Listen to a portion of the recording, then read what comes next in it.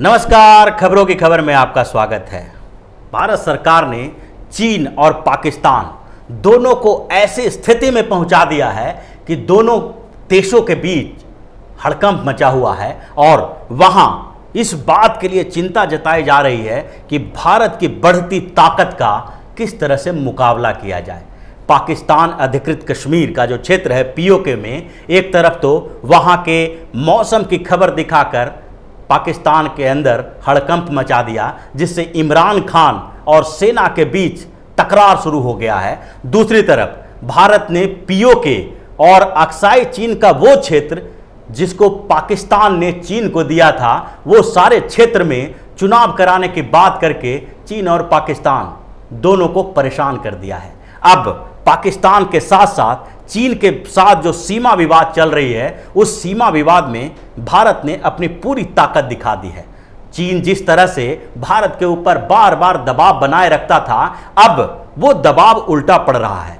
एक तरफ एक स्थिति थी जब भारत आरोप लगाता था कि चीन है जो सीमा पर कंस्ट्रक्शन का काम कर रहा है, सैन्य गतिविधियां बढ़ा रहा है और उससे भारत को दिक्कत होती थी। आज स्थिति पलट गई है। आज चीन ये आरोप लगा रहा है कि भारत है जो उन क्षेत्रों में कंस्ट्रक्शन का काम कर रहा है, भारत सीमा पर सेना तैनात कर रहा है, जिसके बाद चीन की परेशानी बढ़ी हुई है। और चीन का ये आरोप ये दिखाता है कि अब भारत की स्थिति पहले से बदल गई है। ये स्थितियां बदली है और जो गालवन घाटी में जिस तरह से चीन और भारतीय सेना एक दूसरे के आमने सामने हैं और चीन बौखलाहट में डोकलाम का मुद्दा उठा रहा है कि डोकलाम में जिस तरह से भारत और चीन के बीच तनातनी हुई थी और उस समय भारत का पक्ष मजबूत था, चीन की स्थिति कमजोर थी वहां पर डोकलाम में, इसलिए चीन को पीछे हटना पड़ा। लेकिन गालवन घाटी में ऐसी स्थिति नहीं है, यहां पर चीन की पकड़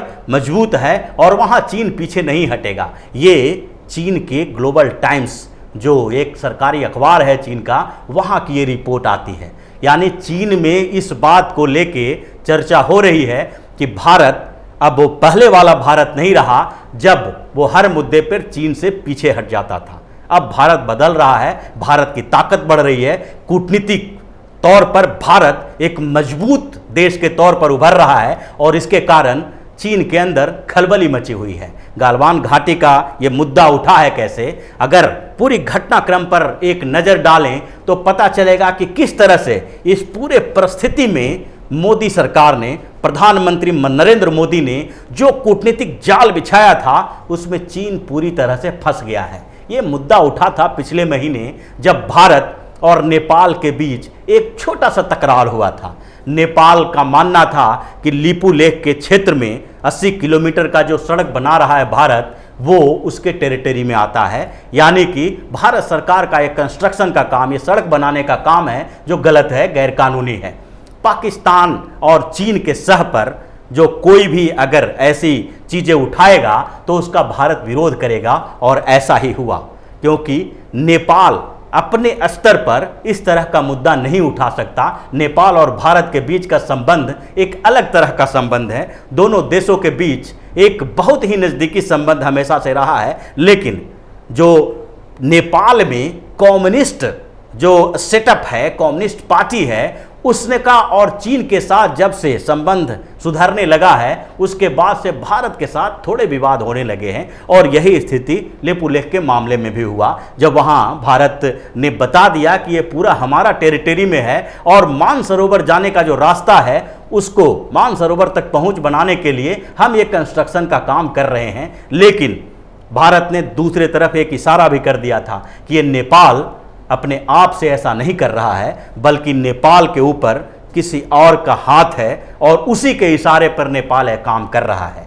ये इशारा था भारत के सेना अध्यक्ष का और सेना अध्यक्ष के इस इशारे के समय ही ये लग गया था कि सेना अध्यक्ष ने चीन की ओर इशारा किया है और चीन और भारत के बीच जो सीमाई विवाद है वो और बढ़ने वाला है, क्योंकि भारत अब चीन के सीमा पर अपनी गतिविधियां बढ़ाएगा। और हुआ ऐसा ही, जैसे ही नेपाल का वो मुद्दा उठा, लिपू लेक के क्षेत्र का मुद्दा उठा, उसके बाद 5-6 मई को करगिल सेक्टर में जो पेंगोंग लेक है, वहां पर भारत और चीन के बीच विवाद शुरू हो गया और वो सीमा विवाद शुरू हुआ क्षेत्र को लेके, यानी कि लाइन ऑफ एक्चुअल कंट्रोल, वास्तविक नियंत्रण रेखा का जो क्षेत्र है, जो लाइन ऑफ एक्चुअल कंट्रोल है, उसके इधर और उधर का क्षेत्र जो है उसके निर्धारण को लेकर, LAC के निर्धारण को लेकर ये विवाद शुरू हो गया। क्योंकि पैंगोंग लेक में एक तरफ भारत का क्षेत्र आता है, दूसरे तरफ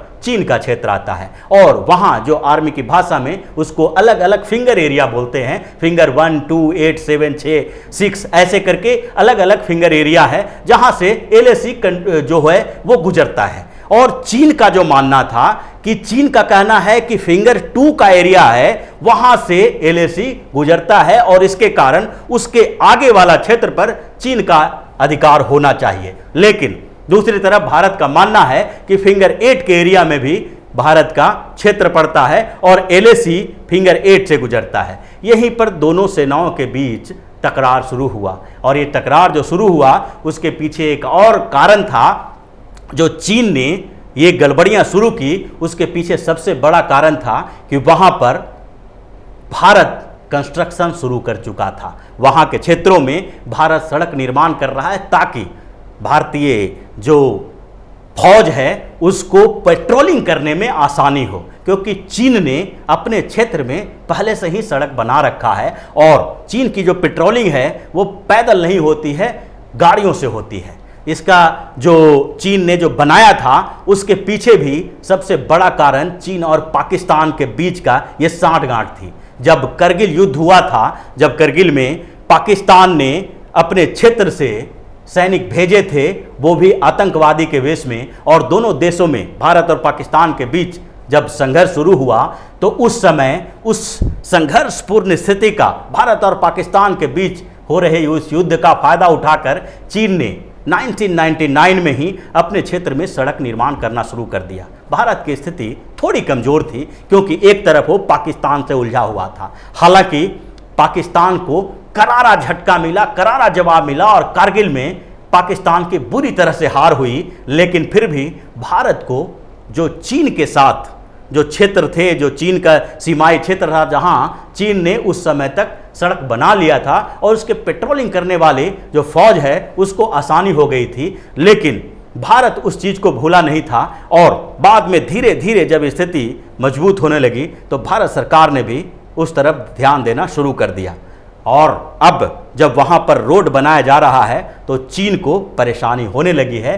चीन को लगने लगा कि हमने जिस तरह से अपने क्षेत्र में बनाया है, अगर वो भी अपने क्षेत्र में रोड, सड़क का निर्माण कर लेगा और पेट्रोलिंग तेजी से होने लगेगी, तो ये जो बार बार हर साल चीन कुछ क्षेत्रों पर, भारतीय क्षेत्रों पर आगे बढ़ जाता था, वो उनका रवैया चल नहीं पाएगा। क्योंकि भारत में राजनीतिक स्थिति बदल गई है और भारत किसी भी स्तर पर पीछे हटने के लिए तैयार नहीं है। 5-6 मई को दोनों सेनाओं के बीच टकराव हुआ और उसके बाद ये टकराव जो करगिल सेक्टर में शुरू हुआ था उसकी गूंज सिक्किम में भी दिखाई पड़ी, और वो जो गूंज सुनाई पड़ी सिक्किम में, वहाँ पर भी भारत और चीन के सेनाओं के बीच टकरार हुआ, पत्थरबाजी हुई, कुछ सैनिक घायल भी हुए और दोनों अपने अपने, मतलब भारत की सेना जो थी किसी तरह से पहले की तरफ पीछे हटने के लिए तैयार नहीं थी, आगे की ही बढ़ते जा रही थी। तो इसके बाद चीन पूरी तरह से बौखला गया और जो करगिल सेक्टर के पेंगोंग लेक और सिक्किम का जो क्षेत्र था, सिक्किम में जो सीमा क्षेत्र था, दोनों जगह पर भारत और चीन के सेना के बीच जो टकराव हुआ, उसके बाद गालवेन वैली में भी चीन ने आरोप लगाना शुरू कर दिया कि वहां पर भारत है जो सैनिक गतिविधियां बढ़ा रहा है और सैन्य वेश भी बना रहा है। ये आरोप जो चीन का है वो आरोप इसलिए है क्योंकि चीन की स्थिति अब कमजोर पड़ गई है। जब कोई किसी की स्थिति कमजोर पड़ती है तो वो आरोप की राजनीति शुरू करता है और चीन अब यही करने लगा है। चीन बार बार ये कह रहा है, डोकलाम का मुद्दा उठा रहा है, सीमा विवाद को शांति से हल करने की अपील कर रहा है और भारत के साथ अच्छे संबंध बनाए रखने की कोशिश में लगा हुआ है। इसके पीछे का सबसे बड़ा कारण अभी हाल फिलहाल में वैश्विक स्तर पर इन दोनों क्षेत्रों के बीच का ये इस पूरी घटना जो घटी है और जो दोनों के बीच स्थितियों में बदलाव आया है, उसके पीछे का सबसे बड़ा कारण वैश्विक स्तर पर भारत की बढ़ती ताकत है। और चीन जिस तरह से इस बीच कमजोर हुआ है, कूटनीतिक तौर पर अलग थलग पड़ा है, उसके बाद चीन अब आरोप लगाने की रणनीति पे काम करना शुरू कर दिया है। इस बीच अगर कोरोना वायरस के संक्रमण के दौर में देखें तो चीन बिल्कुल अलग थलग पड़ गया है। हर जगह पर अमेरिका, यूरोपीय संघ के देश, उसके साथ Australia, Japan, south Korea, Israel सब है जो चीन के ऊपर आरोप लगा रहा है। ये जो कोरोना का वायरस है, कोरोना वायरस के पैदा होने के लिए जो जांच की जानी है उसकी ट्रांसपेरेंसी की बात कर रहा है, अंतर्राष्ट्रीय जांच की बात कर रहा है, जिससे चीन बिल्कुल अलग थलग पड़ता दिखाई पड़ रहा है। और उसके साथ साथ जिस तरह से भारत ने कूटनीतिक तौर पर सारे देशों को अपने संपर्क में रखा और पीछे से ही सही लेकिन चीन के खिलाफ एक ऐसा माहौल तैयार किया जिससे चीन परेशान हो चुका है। और अभी जो हाल फिलहाल में WHO की बैठक हुई थी, उसमें भी ताइवान का मुद्दा उठाकर भारत ने चीन को बिल्कुल मुश्किल में डाल दिया। अब जब WHO में भी भारत की ताकत बढ़ गई है, क्योंकि WHO का जो एग्जीक्यूटिव बोर्ड होता है उसका चेयरमैन भारत बन गया है। अब भारत के जो स्वास्थ्य मंत्री डॉक्टर हर्षवर्धन हैं वो WHO के एग्जीक्यूटिव बोर्ड के चेयरमैन होंगे अगले 1 साल के लिए। और 140 देशों ने भारत को इसके लिए सहयोग दिया। इन 140 देशों के समर्थन से भारत यहाँ तक पहुँचा है। ये पूरी व्यवस्था जो दुनिया भर में बदली है और वर्ल्ड ऑर्डर जो बदला है, उसमें भारत सरकार की उस कूटनीति का सबसे बड़ा आधार है। और जो विपक्ष बार बार ये आरोप लगाती रहती है कि प्रधानमंत्री नरेंद्र मोदी विदेश दौरे पर ज़्यादा रहते हैं, विश्व भ्रमण करते हैं, उनको एक करारा जवाब है ये बदलती हुई स्थितियाँ कि किस तरह से इसी दौरे के कारण दुनिया के बड़े बड़े देश, ताकतवर देश भारत के समर्थन में आ रहे हैं। और चीन जो हमेशा भारत के ऊपर प्रेशर पॉलिटिक्स का जो कॉन्स्पिरेसी करता था, हमेशा दबाव की राजनीति अपनाए हुए रहता था, आज खुद इतना दबाव में आ गया है कि भारत के सामने घुटने टेक रहा है और बिल्कुल इस तरह गिड़गिड़ा रहा है जिस तरह पाकिस्तान गिड़गिड़ा रहा है। तो इसी तरह की खबरों के साथ फिर से हाजिर होंगे। तब तक के लिए बने रहिए हमारे साथ और देते रहिए हमें सहयोग, ताकि इसी तरह की खबर हम आपके लिए लाते रहें। धन्यवाद।